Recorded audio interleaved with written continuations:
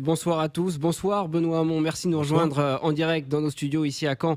Donc sur Tendance Ouest, vous avez 49 ans, vous êtes originaire du Finistère, vous avez toujours votre carte au Parti Socialiste et vous allez vous présenter donc à cette primaire de la gauche, c'est bien ça, on est d'accord? Jusque-là, vous êtes parfait. Vous êtes en pleine ligne droite, ça se passe comment? Parce que on parle beaucoup de la primaire de droite, bien sûr, de la droite et du centre. Cette primaire de la gauche, c'est le 15 décembre, ça arrive bientôt pour le dépôt, date limite des candidatures. La primaire, ce sera en janvier. 22 et 29 janvier, premier tour et second tour. On va répéter un exercice que les Français maintenant connaissent assez bien, en tout cas qu'ils ont découvert en 2011, qu'ils redécouvrent avec les primaires de droite. Je trouve qu'on a là en tout cas un progrès de notre démocratie.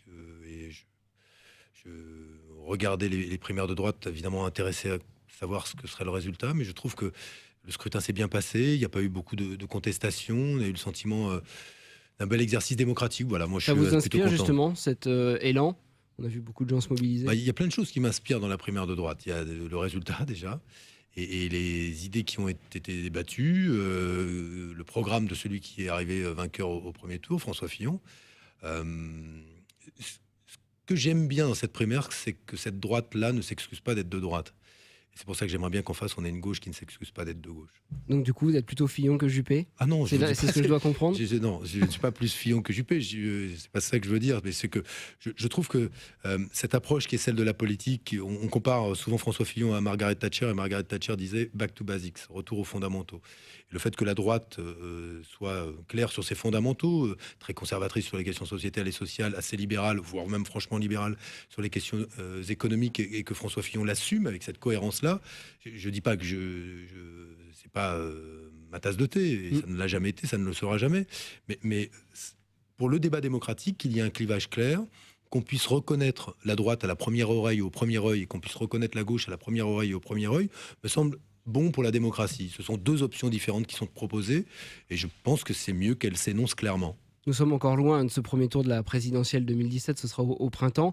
Mais est-ce que d'ores et déjà, stratégiquement, dans les calculs politiques, est-ce que ce serait mieux pour la gauche française d'avoir un Alain Juppé candidat ou un François Fillon? Je vais vous dire, s'il y a quelqu'un à gauche qui parie sur sa propre victoire en faisant un calcul sur celui qui serait le meilleur adversaire, celui-là est déjà perdu. Parce que la réalité, la gauche n'a de chance de bien figurer déjà au premier tour qu'à condition que ses électeurs la reconnaissent. Et donc c'est sur le projet politique qu'on se distinguera et pas sur autre chose. Si le seul argument qu'on a à donner, c'est au secours, la droite revient, bon, autant plier les Gaules tout de suite, ça ne suffira pas. Donc c'est super, il y aura toute cette primaire pour débattre, pour faire campagne, pour elle a déjà commencé, on parle revenu universel d'existence, on parle de politique de santé publique, on parle de la 6e République, et moi de ce que je défends, c'est-à-dire du 49.3 citoyen, c'est-à-dire de la capacité des citoyens à intervenir entre deux élections. Aujourd'hui, ils ne le peuvent pas. On parle de politique éducative, on parlera de politique européenne. Est-ce qu'on se protège aux frontières de l'Europe ou est-ce qu'on se protège aux frontières nationales? C'est ça qui est en jeu, avec les propositions de Marine Le Pen, de François Fillon, d'autres à gauche. Voilà, on va avoir de vrais débats politiques, et les Français choisiront, non pas entre ce qui est vrai et faux, mais entre les options qu'ils jugent bonnes. Voilà, on propose une option les uns les autres, et les Français trancheront. Alors justement, on parlait de votre programme, une dernière question un peu sur l'actu du jour. On vient d'entendre les chiffres du chômage avec Célia Karadec dans notre édition de 18h. Ils sont en baisse, moins 11 700 postes pour les catégories A. Donc François Hollande devrait se représenter. François Hollande, candidat à une primaire éventuelle. Est-ce que c'est pas un peu paradoxal d'avoir un ancien président de la République qui se présente à une primaire? Pourquoi? Parce qu'il faut que lui refasse son chemin, et il pourrait être légitime. Quand on est de gauche, on pourrait se dire... Si la question se pose, c'est qu'il a besoin de relégitimer sa candidature auprès de ceux et celles lui, qui il aimerait bien l'éviter, cette primaire. Oui, ça ne m'a pas échappé, mais c'est plutôt un progrès démocratique. Est-ce que vous trouvez qu'un président de la République dans la 5e République n'a pas assez de pouvoir? Il peut faire ce qu'il veut entre deux élections. Bon, il me semble aujourd'hui que ce à quoi on doit réfléchir dans cette démocratie immature, qui confie beaucoup trop de pouvoir à une seule personne, c'est comment des contre-pouvoirs s'expriment. Comment il y a une très jolie phrase des indignés espagnols qui disent « Tenemos voto », nous avons le droit de vote, « pero no tenemos voz », mais nous n'avons pas de voix. Et c'est un peu près ce qu'exprime une belle majorité de Français quand ils disent « On a le sentiment aujourd'hui qu'on nous demande de nous exprimer, mais que cette expression n'a pas de pouvoir sur ce qui se passe dans nos vies, comme dans la vie de la nation. Moi, je pense aujourd'hui, c'est pour ça que je défends l'idée du 49.3 citoyen, la possibilité pour 1% des citoyens inscrits sur les listes électorales par pétition, encadrée précisément par la loi demain, mais de pouvoir obtenir que l'Assemblée nationale examine un projet de loi, voire, quand un projet de loi est adopté par l'Assemblée nationale, mais qu'il y a suffisamment de monde, 450 000 électeurs qui sont défavorables, que ce projet de loi soit validé ou invalidé par référendum. Bref, redonner de la respiration à la démocratie qui en manque, à mes yeux, aujourd'hui beaucoup. Alors, 29 propositions dans votre programme de ce premier tour. Sur la démocratie. Sur la démocratie. Justement, quelle est celle qui, selon vous, fait la différence par rapport aux autres? C'est ça? C'est le 49.3 citoyen? Bon, moi je défends... on vit, tout le monde le dit, une révolution numérique. La révolution numérique, c'est formidable, ça nous offre des opportunités. Et on sait qu'aujourd'hui, tout ce dont l'humanité a besoin, elle le produira avec moins de travail humain nécessaire. Bonne nouvelle ou mauvaise nouvelle? Mauvaise nouvelle si on laisse le marché seul décider qui travaille et qui ne travaille pas. Bonne nouvelle si on maîtrise cette transition et on fait en sorte que cette opportunité que des robots, des machines, des algorithmes nous rendent des services, ça se traduise par du progrès social. Or, je développerai ces exemples nombreux, mais quand une entreprise de la grande distribution, un portique demain, va remplacer un caissier ou une caissière, l'entreprise va économiser un salaire. Vous passerez plus vite parce que vous passerez sous le portique, ce sera instantanément scanné, votre caddie, vous paierez très vite, mais en clair, ce salaire économisé qui contribue à financer la sécurité sociale, à payer une personne, qui le remplace? Qui s'y substitue? Comment est-ce qu'on pense cette transition-là? Aujourd'hui, il nous arrive des changements considérables, le dérèglement climatique, la révolution numérique, la fin de l'hégémonie européenne ou occidentale sur le monde. On a le sentiment de ne pas maîtriser ces transitions. Il me semble que, pour les maîtriser, c'est l'une des propositions que je défends, le revenu universel d'existence, c'est-à-dire la possibilité pour chaque personne, riche ou pauvre, de Monsieur Bolloré... C'est révolutionnaire au niveau international. Mais c'est pas si révolutionnaire que ça. Quand on est sorti de la guerre en 1945, le pays était ruiné, l'outil industriel à plat, la main-d'œuvre revenait du STO ou des prisons, le PIB était raplapla, pardon de parler comme ça, et on fait quoi? Pour nos auditeurs, le revenu...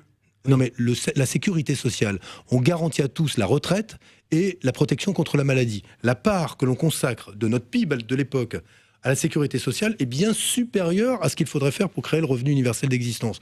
Donc si nous ne le faisons pas, c'est parce qu'il n'y a pas de volonté politique de le faire, pas parce que c'est impossible. C'est possible, mais nous ne le voulons pas. Moi, je le veux et j'espère que j'aurai une majorité pour le faire au présidentiel. On est d'accord sur la définition pour nos éditeurs. C'est une somme chaque mois. Une allocation perçue par tout le monde qui vient en plus de votre salaire, de votre retraite, le cas échéant d'une partie de vos indemnités chômage, qui couvrirait les APL, les allocations familiales et les minima sociaux qui existent.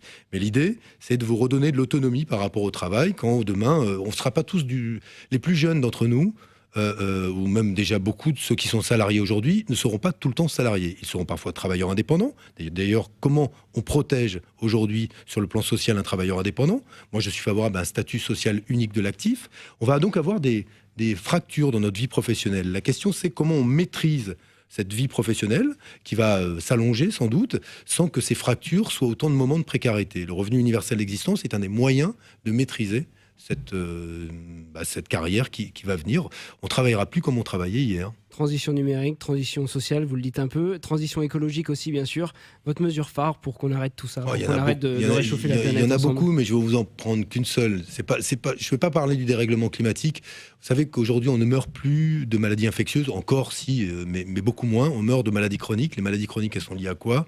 À nos modes de vie. On mange trop salé, trop sucré, trop gras. On boit trop d'alcool, on fume trop, et à l'environnement. On respire un air pollué, parfois on consomme des pesticides, des molécules qui sont dangereuses pour notre santé. Donc pour prévenir ces maladies, il faut avoir d'abord des comportements différents, mais aussi qu'on ait une politique qui est une politique publique davantage soucieuse de notre environnement. Et bien je pense que sur la question des pesticides, des perturbateurs endocriniens qui provoquent cancer, qui provoquent puberté précoce, etc., il faut avoir là des politiques qui soient des politiques extrêmement dures et sévères pour interdire l'usage d'un certain nombre de pesticides, pour faire en sorte que on ne puisse plus avoir des écoles au bord d'axes routiers où les gamins, qui sont les plus fragiles à ce moment-là parce que leur voie respiratoire se forme, avalent toute la journée ou respirent des particules fines qui vont expliquer des maladies respiratoires, demain des cancers du poumon, bref, tout ce qui nous arrive aujourd'hui. Dans ce domaine-là, en matière de santé publique, il me semble qu'il y a une mesure qu'on peut prendre très vite. Nous savons que l'activité physique ou sportive régulière prévient bon nombre de ces maladies chroniques. Moi, je suis favorable à un grand plan sport-santé, mais pour qu'il ait lieu, il faudrait que, même symboliquement, la sécurité sociale rembourse même 1 euro au début l'activité sportive quand elle est prescrite par un médecin. Cela changerait notre approche aujourd'hui de la maladie pour mieux prévenir plutôt que guérir. Je vais vous donner un seul exemple.